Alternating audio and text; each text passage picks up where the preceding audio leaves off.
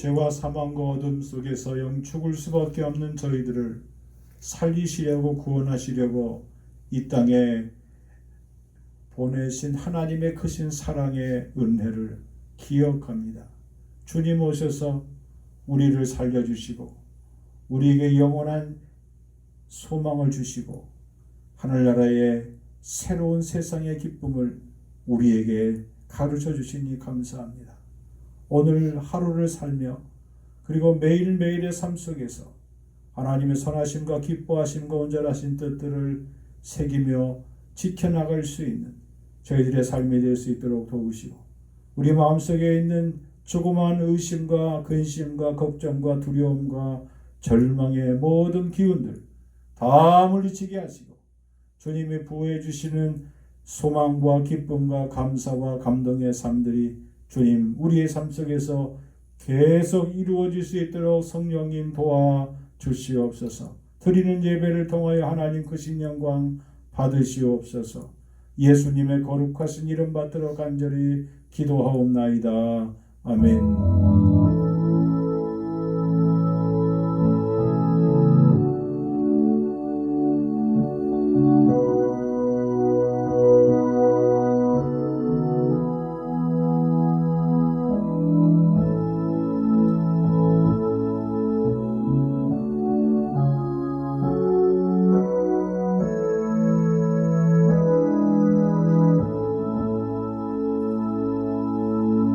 성경 말씀은 사사기 14장 15절로 20절 말씀입니다.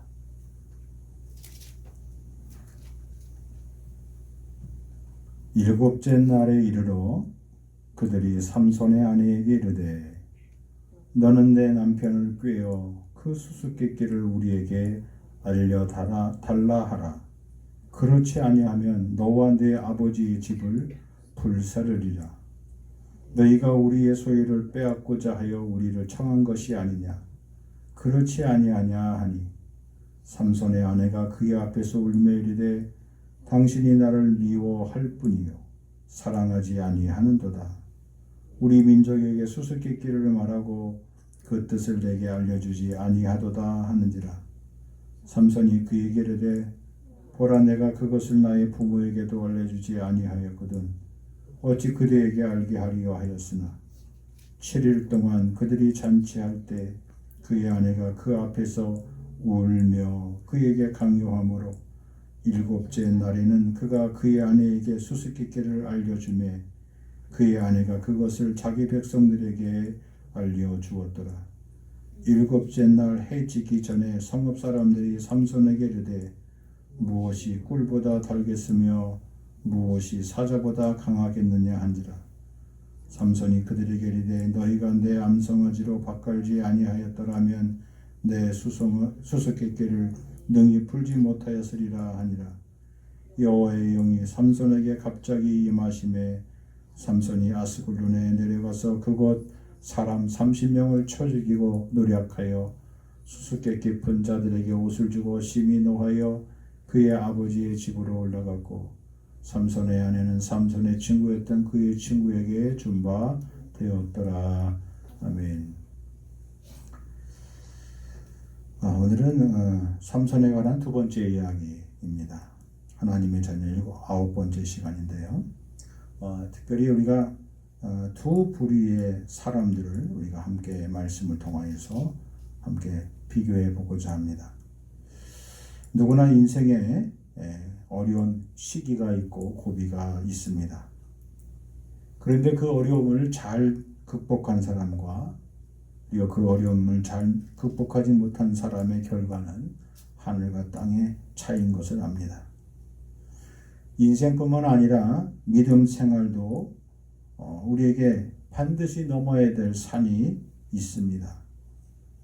어려움이 있을 때, 고난이 있을 때 지혜로운 삶의 자세와 태도를 가지고 이 어려운 고비를 넘기느냐 넘기지 못하느냐 여부에 따라서 우리의 인생의 걸음이 태산과 같은 고난의 삶을 살 것인지 아니면 그것이 바뀌어 드넓은 평지가 되는 기적이 일어나게 되는지 그 결말을 우리가 보게 되는 겁니다.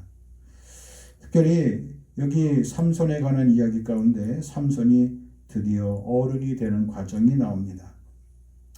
인간의 일생을 보면 보통 어른이 된다고 말할 때는 결혼함으로 그렇게 보통 평가를 합니다. 가정을 이루고 그리고 자녀를 낳게 되는 그런 결혼 생활을 통하여 어른이 되었다고 그렇게 말들을 합니다. 특별히 삼손이 결혼했던 결혼 생활이 오늘 본문에 나와 있습니다.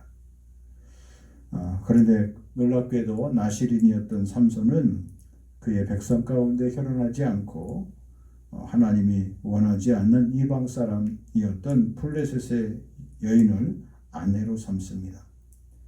아내의 이름이 무언지 우리 성경에는 알 수가 없습니다. 어쨌든 블레셋 사람입니다. 블레셋이라는 말의 뜻은 촌에 거한다는 사람이라는 뜻입니다. 이 사람들은 본래 지중해 한가운데 있는 크레타 섬에서 살았던 사람들입니다. 이들이 삶의 지경을 넓히고자 애굽을 침략하였지만 침략에 실패하고 그들은 되돌아오는 길에 지중해 해변에 있는 욥바라는 곳에 그들이 모여서 정착하게 됩니다. 그때로부터 이들은 이곳에 해안가에 정착하여서 살게 됩니다. 그래서 이들은 결국 이스라엘 백성 전체의 큰 가시가 됩니다. 마치 옆구리에 같은 지역에서 심심치 않게 이스라엘 백성들을 노력하고 침략해 들어오게 됩니다. 삼손의 시대도 무려 이들이 침략하여서 40년 동안 괴롭혔고요. 그 이후에 사무엘 시대 그리고 사울왕과 다윗왕 시대에 이르도록 끈질기게 블레셋은 이스라엘에 괴롭히는 가시처럼 그렇게 숙적이 되고 맙니다. 또 영적으로 보면 블레셋은 하나님의 자녀들에게 있어서는 반드시 물리쳐야 될 대적자가 됩니다. 하나님의 심판을 받아야 될 민족으로 우리가 기억하고 있습니다. 그런데 삼손은 덜컥 이 블레셋 여인과 결혼하고 맙니다. 왜 블레셋 여인을 택했는지 우리는 알 길이 없습니다. 하지만 우리는 오늘 본문에 있는 말씀을 통하여 삼손이 왜 블레셋의 여인을 택했는지 조금 그 실마리를 풀어볼 수는 있습니다. 야고보서 1장 12절 이하에 보면 하나님의 자녀들에게도 이러한 말씀을 줍니다. 시험을 참는 자는 복이 있나니 이는 시련을 견디오는 자가 주께서 자기를 사랑하는 자들에게 약속하신 생명의 멸류관을 얻을 것이기 때문이다. 사람이 시험을 받을 때에 내가 하나님께 시험을 받는다 하지 말지니 하나님은 악에게 시험을 받지도 아니하시고 친히 아무도 시험하지 아니하시느니라 말씀합니다. 무슨 얘기냐면 우리가 인생을 살면서 고난당하고 시련당할 때 하나님이 나에게 시련을 주신다 그렇게 함부로 말하지 말라는 겁니다. 하나님은 한번 아무렇게나 아무런 계획 없이 사람을 시험하시지 않는다는 그런 말씀입니다. 그렇다면 그런 차원에서 본다면 삼손에게 있어서 이 블레셋 여인을 아내로 삼은 것은 전적으로 하나님과는 상관이 없는 삼손의 선택이었던 것을 알 수가 있습니다. 사단은 이 삼손의 결정을 통하여 그에게 그의 마음과 그의 신앙의 생활에 조금씩 그 성벽을 무너뜨리고 있습니다.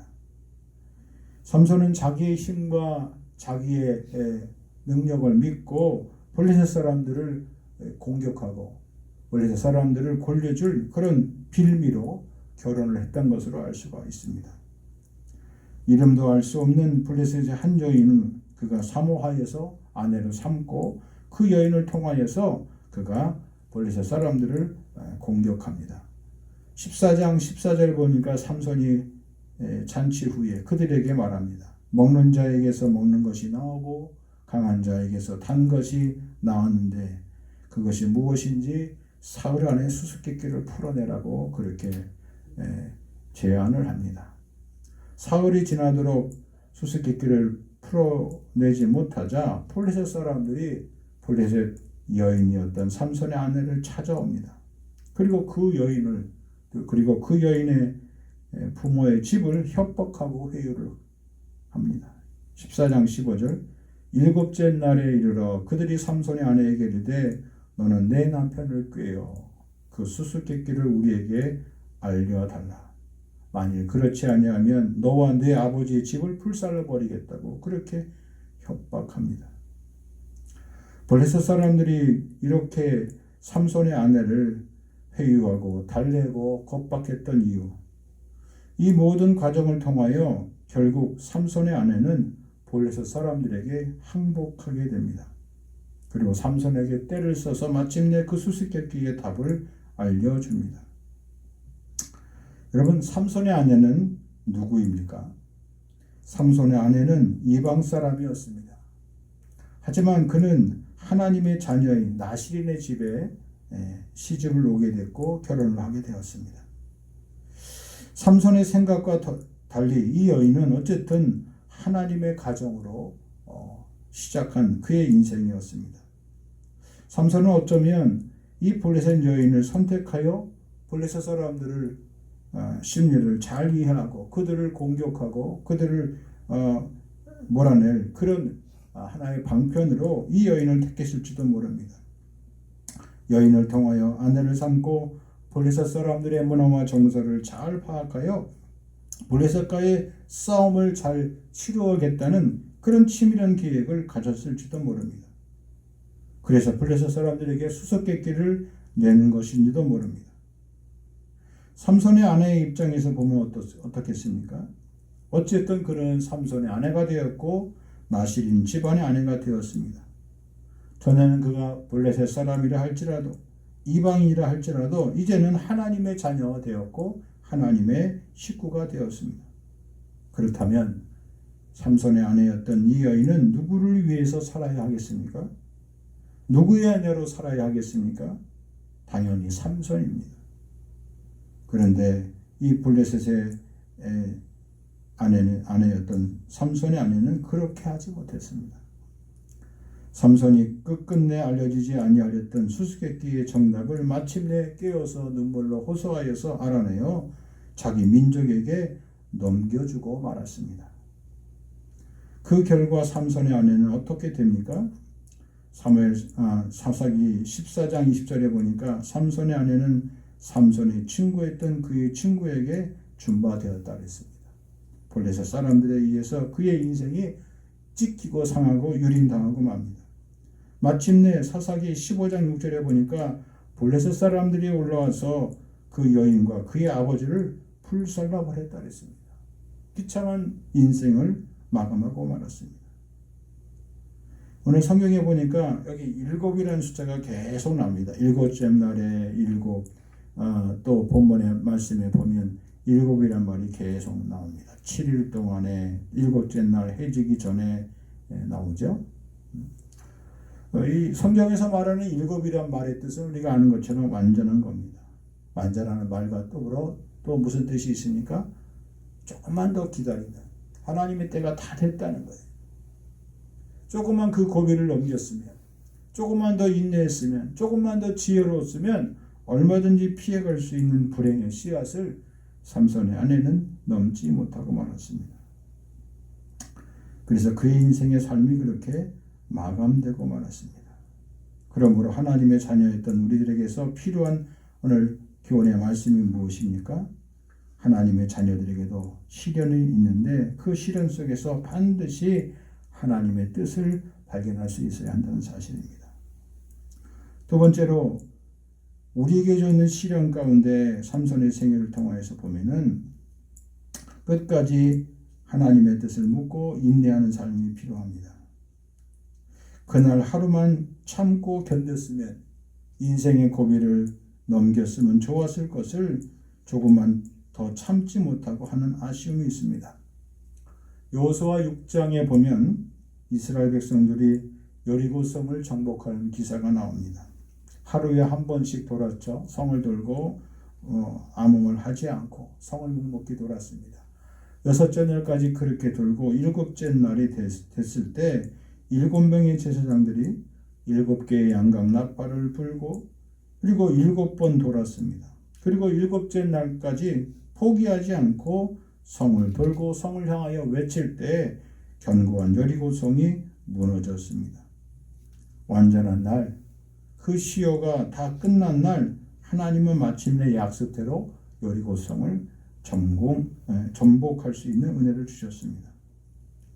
사람들이 대부분 성공의 자리에서 그리고 응답의 자리에서 미끄러지고 낭망하는 가장 큰 이유가 무엇입니까? 그 시간을 참지 못해서, 그 기간을 견디지 못해서 대부분 그렇습니다. 일곱째 날, 그 날이 그들에게 있어서 가장 중요한 날인 겁니다. 하나님 앞에서 반드시 내 인생의 끝이 있다. 이 고난과 인생의 고비를 끝을 내는 기회가 있다. 시간이 있다. 지금 이 시간이 곧 다가오고 있다. 그 시간을 지키고 넘기는 것이 매우 중요합니다. 내가 지금 당하고 있는 나의 시련과 고통은 나만의 고통이 아니요, 나만의 시련이 아니요, 반드시 하나님이 끝내주실 시한이 있고 기한이 있다는 사실을 우리가 믿어야 할 것입니다. 조금만 더 참으면, 조금만 인생의 고비를 기다리고 넘으면, 견디면 오늘이라는 시간 속에서 그 일이 다 마침내 정지불을 찍고 끝나게 됩니다. 잠언 24장 14절에 보니까 대전 의인은 7번 넘어질지라도 다시 일어나려니와 악인은 재앙으로 말미암아 엎드려지는다 그랬습니다. 여기 의인은 7번 쓰러지더라도 그 쓰러짐 속에서 다시 일어날 생각을 하지만, 악인은 그 7번째 당하는 고난으로 인하여 그만 그 자리에서 일어나지 못하고 쓰러지고 엎드려지고 만다는 겁니다. 뭐가 차이입니까? 7번째 다시 일어나는 사람과 7번째 그만 그 자리에서 주저앉고 마는 사람입니다. 우리의 인생의 길을 우리가 다람쥐할 때도 마찬가지입니다. 평탄하고 좋은 길만 달리는 인생이 어디 있겠습니까? 모두가 힘들고 어려운 인생의 고난이 있고 언덕이 있고, 그리고 환난의 때가 있습니다. 고통스러운 때가 있습니다. 그 고통스러운 시간을 견디고 이기는 사람이 진정 하나님의 뜻을 세울 수 있는 사람 아니겠습니까? 그러므로 하나님의 사람들은 반드시 이 고난 뒤에 하나님이 허락해 주실 축복의 날을 기다리며 하나님이 선하신 거룩한 뜻들을 믿어야 할 줄 아는 것입니다. 하나님을 사랑하는 자, 뜻대로 부르심을 입은 사람들, 그들이 바로 우리들인데, 그들에게는 반드시 하나님이 합력하여 선을 이루어 주신다는 믿음의 역사를 믿어야 할 것입니다. 셋째로, 그러므로 하나님의 자녀들은 반드시 하나님의 선한 능력을 붙들고 살아야만 합니다. 여러분, 삼손과 같은 시대에 살았던 여인이 있습니다. 바로 이 삼손의 아내와 똑같이 살았던 여인입니다. 룻기서 1장에 보면 이렇게 기록되어 있습니다. 사사들이 치리하던 때에 룻이 나옵니다. 이 룻은 똑같이 동시대를 살았던 이방 사람입니다. 삼손의 아내는 블레셋 사람이고, 그리고 룻은 모압 사람이었습니다.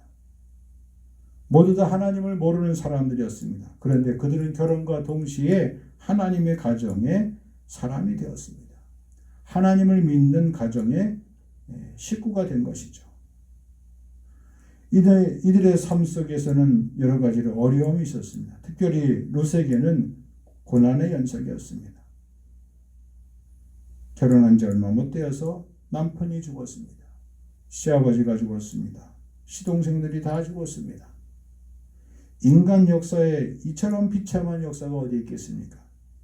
이제 여인 3명만 남았습니다. 그는 자기의 고향으로 돌아갈 때가 되었고, 그리고 그의 시어머니도 적극 권했습니다. 그의 동서는 자기 집으로 고향으로 돌아갔지만 룻은 돌아가지 않았습니다. 룻은 결혼을 하면서 그의 마음속에 어쨌든 결혼 생활을 통하여서 자신이 하나님의 백성이 된 것을 믿었습니다. 하나님의 자녀가 된 것을 알았습니다. 하나님의 자녀의 삶이 반드시 축복의 과정으로 일어난다는 사실을 그가 몸소 배웠습니다. 그래서 룻은 결혼 전에 가졌던 자신의 육적인 연결고리들을 끊어버렸습니다. 고향을 잃어버리고 이스라엘의 베들레헴 땅으로 그는 들어갔습니다. 시어머니가 권면해도 소용없었습니다. 시어머니가 자기에게 고향 땅으로 돌아가라고 했을 때 우리가 아는 룻의 유명한 고백이 나오죠. 어머님의 백성이 나의 백성이고 어머님의 하나님이 나의 하나님이라고 그는 그렇게 고백을 했습니다.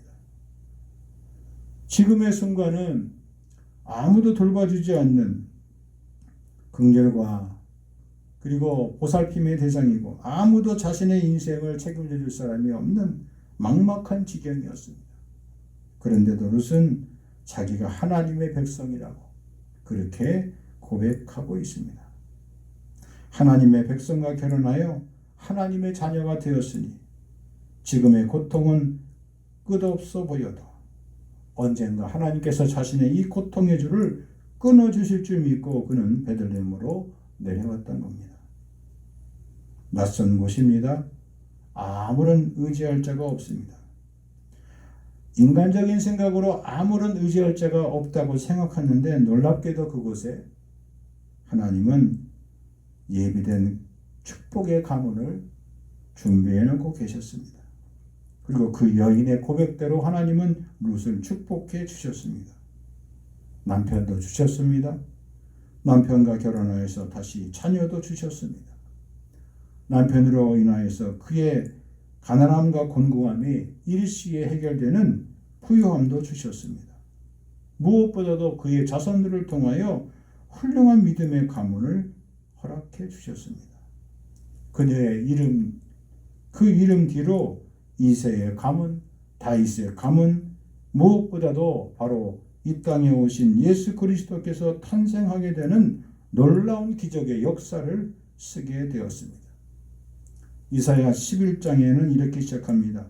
이새의 줄기에서 한 싹이 나며 그 뿌리에 한 가지가 나서 결실할 것이요 그의 위에 여호와의 영 곧 지혜와 총명의 영이요 모략과 재능의 영이요 지식과 여호와를 경외하는 영이 강림하시리니 말씀하고 있습니다.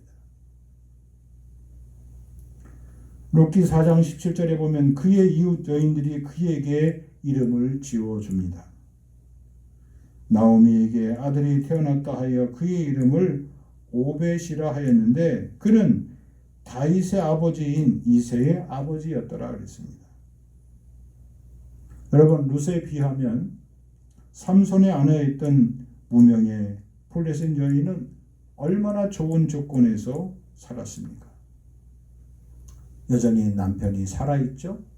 그것도 당대의 지도자였던 사사였죠. 천하무적의 힘센 장수였죠. 무엇이 두려웠겠습니까? 그를 없애버리겠다고 그의 집을 불살라버리겠다고 협박하는 블레셋 사람들 얼마든지 자기 남편인 삼손에게 말하여서 그들을 무찌르기에도 부족함이 없는 든든한 남편을 가진 여인이었지만 그는 블레셋 사람들의 겁박에 그만 그의 마음과 그의 인생을 무너뜨리고 말았습니다. 만약에 이 블레셋 여인이 결혼을 통하여 자신이 하나님의 자녀, 하나님의 가정, 하나님의 백성 된 사실을 그가 믿음으로 받았더라면 자신에게 주어진 유혹과 겁박도 당당히 물리치고 그에게 조금만 더 지혜로운 행동과 그리고 인내심이 있었더라면 얼마나 좋았겠습니까? 같은 시대를 살았던 룻과 블레셋 사람 삼손의 아내는 형편과 처지도 비슷했지만 결국 믿음의 고배와 시련 앞에서 그만 무릎 꿇고 자신의 인생의 종지부를 짓는 엄청난 비극의 주인공이 되고 말았습니다. 오늘 우리 앞에 놓여있는 삶의 시험을 보면 어떻습니까? 많은 사람들이 나는 안 될 거야. 나는 여기서 내 인생에 더 이상 꿈이 없을 거야. 희망이 없을 거야. 더 이상 발전이 없을 거야. 나는 여기서 그만 주저앉고 마는 거 아닌가? 나는 그냥 여기서 이 모습 이대로 살고 마는 것이 아닌가? 그런 마음에 의심과 근심과 걱정이 있습니까? 그런 마음이 드는 순간 우리에게도 반드시 일곱째 날에 시험이 닥친 줄을 기억하시기 바랍니다. 조금만 참고, 조금만 인내하고, 조금만 하나님의 뜻을 기대하고, 조금만 하나님 앞에 부르짖고, 조금만 자신의 어려움을 극복하고 노력하고 힘쓰며 하나님이 이 고비와 이 고난을 해결해 주신다는 그런 믿음을 가지면 하나님이 반드시 그런 은혜의 날들을 우리에게 허락해 주실 줄 믿습니다. 그것이 믿음의 삶이요, 그것이 하나님의 자녀의 삶인 것을 우리는 삼손을 통하여 기억하게 됩니다. 삼손에게 있어서 또 한 가지 안타까운 점이 있습니다. 여러분, 어제의 은혜, 지난날의 은혜가 오늘의 삶 속에서 지속되지 못하면 그 은혜가 결코 우리를 지켜줄 수 없습니다. 삼손은 충분히 자기의 생각대로 세상이, 자기의 생각대로 블레셋 사람들을 다룰 수 있다고 그렇게 확신했습니다. 그래서 블레셋 여인을 아내로 삼았고요. 그리고 블레셋 사람들에게 수수께끼를 냈고요. 그리고 블레셋 전 지역을 그가 휘젓고 다니면서 그가 가진 힘으로 순간순간 하나님이 주신 하나님의 영이 감동될 때마다 나귀 턱뼈 하나로 1000명을 죽이는 그런 엄청난 힘을 발휘하는 용사의 삶을 살 수 있었습니다. 그런데 그것으로 그의 인생이 멈추지 않고 결국 그는 자기 머리털이 깎이는 비참한 꾀에 빠짐으로 인하여서 마침내 두 눈이 뽑히고 연자 맷돌을 돌리게 되는 비참한 사람으로 추락하게 되는 것을 우리가 보게 됩니다. 여러분, 사람이 고비를 한 번, 두 번 넘기면 그것이 그 자신에게 누구도 줄 수 없는 인생의 자신감으로 생기고, 그것이 자기의 인생의 노하우로 쌓이면 그 다음부터는 하나님의 은혜를 찾지 않게 돼요. 세상에서 성공을 한 사람들의 성공 일전을 보면 그들이 성공을 달리다가 그 마지막의 정점에서 미끄러지고 추락하는 경우를 우리는 얼마든지 봅니다. 인생의 신화를 썼던 수많은 사람들이 인생의 마지막에서 쓰러지고 무너지는 경우를 우리는 여지없이 보게 됩니다. 우리가 삼손을 통하여 오늘 이 시간 기억해야 됩니다. 고린도전서 10장 13절에 보면 사람이 감당할 시험 밖에는 우리에게 허락하지 아니하신 하나님은 시험 당할지에 능히 피할 길도 주시는 참 좋으신 하나님. 내가 아무리 절망적인 상황이라도 하나님은 내게 용기와 힘을 주시는 하나님. 그 하나님의 바로 나의 하나님인 것을 믿고 믿음으로 승리할 수 있기를 원합니다. 시편 37편 7절에 보면 이렇게 말씀합니다. 여호와 앞에 잠잠하고 그 다음 참고 기다리라. 자기 길이 형통하며 악한 꾀를 이루는 자 때문에 불평하지 말지어다 그랬습니다. 지금은 우리가 하나님의 뜻을 기다리고 하나님의 뜻을 참고 기다리는 때입니다. 주님의 이 땅이 강림하신 것, 주님이 죄와 사망의 권세를 물리치시고 이 어두운 세상에 빛으로 오신 것, 주님을 믿는 우리 모두에게 이 거룩한 주님의 빛의 역사가, 생명의 역사가, 그리고 용기와 소망의 역사가 이루어질 줄 믿고 기다리는 겁니다. 아이를 태중에 갖고 조심하며 해산의 때를 기다리는 여인처럼, 아내처럼 우리는 하나님의 말씀에 능력을 믿고 하나님께서 우리의 인생을 통하여서 우리가 걷는 이 고통과 고난과 해산의 때를 통하여 하나님이 우리에게 허락하신 생명의 역사를 쓸 줄 믿고 묵묵히 기다리며 하나님의 때를 바라보며 하나님의 날에 내 인생의 길이 형통의 길로 바뀔 것을 믿으며 강림절 이 시간을 기다리는, 사모하는 우리 모두가 다 되어지길 주의 이름으로 간절히 축복합니다. 하나님 아버지 감사합니다. 주님 오심을 간절히 소망하며 오늘 주신 삼손의 일생을 저희들이 돌아봅니다. 하나님을 사랑하는 자, 하나님의 선한 역사를 믿으며 반드시 합력하여 선을 이룰 줄 믿사오니 주님 우리 앞에 주신 허락한 닥쳐온 인생의 고난과 고비가 아무리 힘들고 참기 힘들지라도 하나님의 때가 곧 다가오고 하나님이 곧 해결해 주실 때가 곧 임박해 왔음을 믿으며 끝까지 견디며 승리케 하여 주시옵소서. 감당할 시험인 줄 알고 끝까지 잠잠하고 참고 기다리며 우리의 인생길이 마침내 형통의 길로 나아갈 수 있도록 주님 도와주시옵소서. 이제는 부활 생명 되신 주 예수 그리스도의 은혜와 아버지 하나님의 크고 넓으신 사랑하심과 성령의 위로와 교통케 하심이 하나님께 예배하는 거룩한 당신의 백성들 머리 위에 생애 위에 인생 위에 저들의 삶의 모든 계획 위에 세우신 교회 위에 영원토록 길이 함께하여 주시옵기만을 간절히 축원하옵나이다. 아멘.